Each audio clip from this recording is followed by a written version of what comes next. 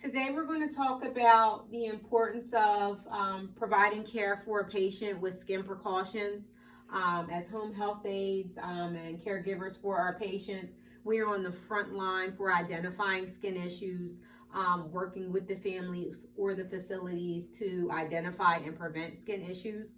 And skin issues don't just come from not turning the patient. The wounds are sometimes caused by aging of the patient, low protein or pre-albumin, moisture, and a lot of times they're caused by a poor diet and not enough fluids.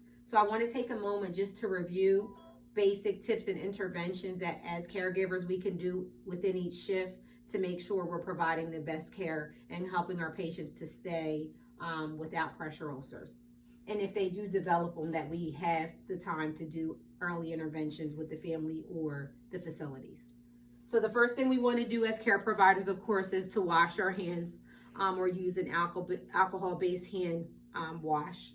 We're going to put on the appropriate gloves when we're providing care. And I want to just make sure that everybody knows what the pressure areas are on a patient. Now the areas are all the same, they're over bony prominences. And just remember, the more thin that a patient is and the less subcutaneous tissue that they have, which is often affected or impacted by aging, the higher risk they are for getting a pressure ulcer. Especially on our little old ladies. I'm going to turn over my mannequin, but they are on the shoulders here, your ischium, your sacrum, the areas of the back, and then your heels. And these are the areas that are coming in contact with the bed that we have to say offload. And offloading is defined by removing or limiting pressure on that area or that bony prominence. So we always want to make sure we're offloading the patient, and the way that we do that is turning the patient. So these areas, we always want to make sure that we're encouraging the patient to eat adequately, a balanced diet. They're normally ordered by the dietitians or provided by family, but encouraging food and encouraging an adequate amount of fluids, especially water. So that's the first thing, to keep their skin moisturized and supple. When you're performing their AM care, watch them for thin skin, skin tears, breakdown, and make sure that we're moisturizing using whatever moisturizer that the family or the facility has available. And if you notice that your patient doesn't have a moisturizer, that's when you will reach out to me as the DON or let the family or the facility know. So when bathing, moisturize the patient from head to toe, unless there is some type of allergy or precaution. And keep an eye out for any wounds. Like I said, elbows, the scapula, the hips, the ischium, the buttocks, the heels. Now, I'll give you the basic rating scale for pressure ulcers. I don't need you to know all the details. I need you to know if you see redness on a person of light or fair skin, or a dark purpley on a person of darker skin, the first thing you want to do is press on the skin and see if the area stays reddened or darkened, or if the area, what we say, blanches. The color goes away and comes back. If that area stays reddened or stays darkened, that means you're already looking at what would be called a stage 1 pressure ulcer. Okay? And in that case, we still need the barrier cream, but we need to notify somebody and know that we're starting, the beginning stages of skin breakdown. The other thing that is a symbol of a pressure ulcer that you may not realize is a blister. A blister is a stage 2 pressure ulcer. It is a wound. So anytime there's an involvement of the tissue deeper than the superficial skin, you're talking about a stage 2. And normally what we do is notify somebody, and the best case scenario is to keep that blister intact. We don't want to pop it because that protects the area inside the blister from infection. So offloading. The other thing that I wanted to mention is moisture. The way to control the moisture on our patients is to make sure they're not too hot. Judge the temperature of the room on how hot you would be. I know a lot of times when our patients are in bed, you want to load them with blankets and sheets, and that causes moisture on the skin and sweating. And that could lead to skin breakdown, similar to when you're in the tub too long and the skin becomes very friable. So make sure you're not putting on too many layers, causing excessive perspiration, and making sure we're keeping our patients dry by changing them frequently. What I'm going to do with our patient, Miss Lisa, is we're going to turn her.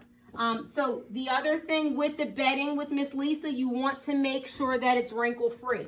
Wrinkles in the bedding, in the chucks underneath of the patient can cause skin breakdown. So when you are changing the patient, changing the sheets, make sure that your bed is wrinkle free. You want to tighten the sheets and make sure that you don't see any wrinkles at all. When you want to change the patient, you turn them over, inspect the skin, moisturize it.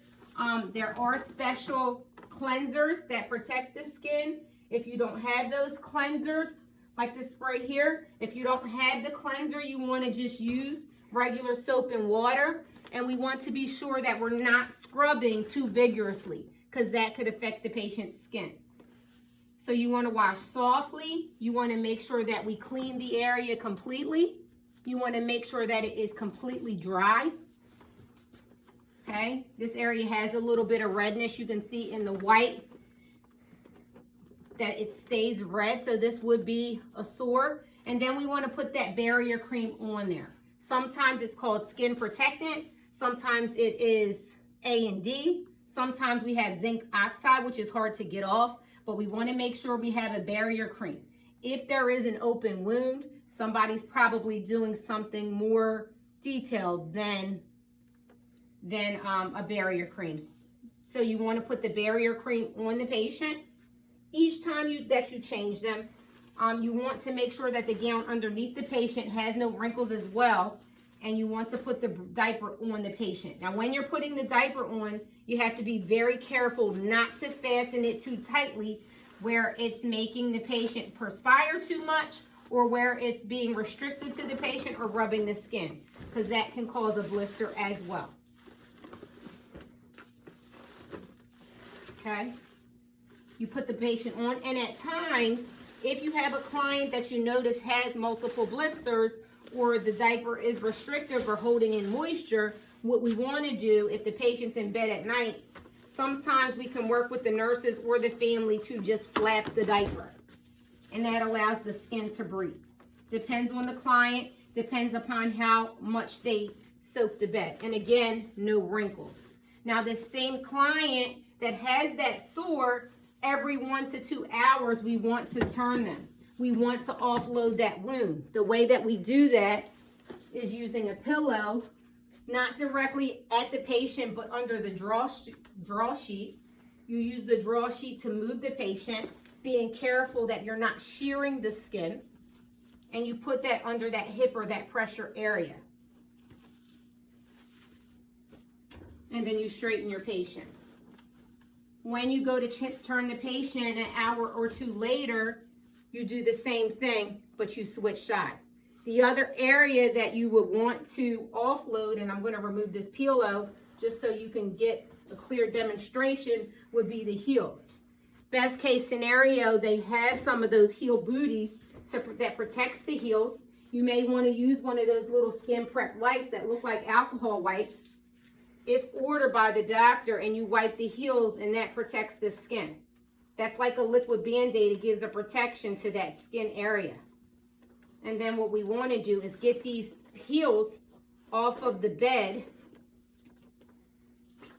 so that they're not receiving the pressure of the body, which could cause the skin to break down.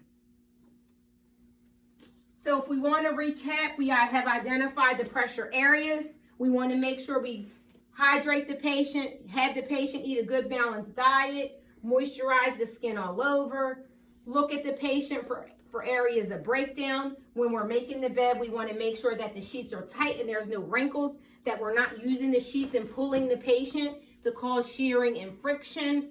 When we're turning the patient, if we see a reddened area, we want to touch it to see if it loses color. If we're really not sure, just notify somebody, myself, a nurse, a family member, so an expert can take a look.